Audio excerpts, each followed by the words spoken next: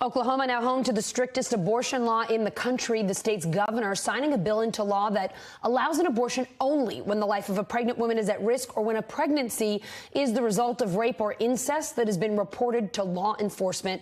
That's from NBC News reporter Chloe Atkins, who joins me now. Chloe, this is the latest in a series of new restrictive abortion laws in Oklahoma. Tell us more about it. That's right, Allison. Oklahoma put into effect the strictest abortion ban in this country right this moment. Now, the governor signed the bill into law late yesterday, which bans abortion after fertilization and allows citizens to sue anyone who helps another person get an abortion. But keep in mind, this region, this part of the country, was already grappling with the lack of access. In September, Texas banned abortion around 6 weeks. And as a result, we saw many Texans depend on Oklahoma for care. But now with this point of access blocked in Oklahoma, we will see both Texans and Oklahomans traveling even further for care. Allison? Chloe, there's a heightened focus on abortion rights since that leaked draft showed the Supreme Court's intent to overturn Roe v. Wade. How does that potential ruling factor into this new Oklahoma law?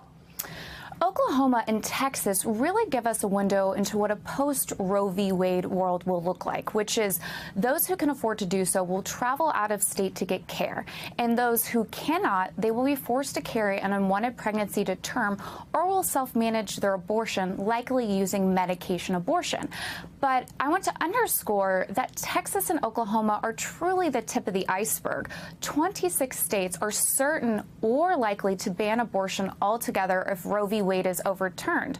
And we are poised to hear from the Supreme Court on this matter this summer. Allison? Chloe, abortion advocates say they're going to challenge the new Oklahoma abortion law. What will that look like? Abortion advocates filed their lawsuit this morning asking a judge to block the law while litigation plays out. And we also heard from Nancy Northup from the Center for Reproductive Rights not too long ago, who said right now patients in Oklahoma are being thrown into a state of chaos and fear. That chaos will only intensify as surrounding states cut off access as well. Now, advocates tell me that they don't know when they will hear from the judge, but we will be monitoring the story closely. Allison? All right, Chloe, thank you so much. Thanks for watching our YouTube channel. Follow today's top stories and breaking news by downloading the NBC News app.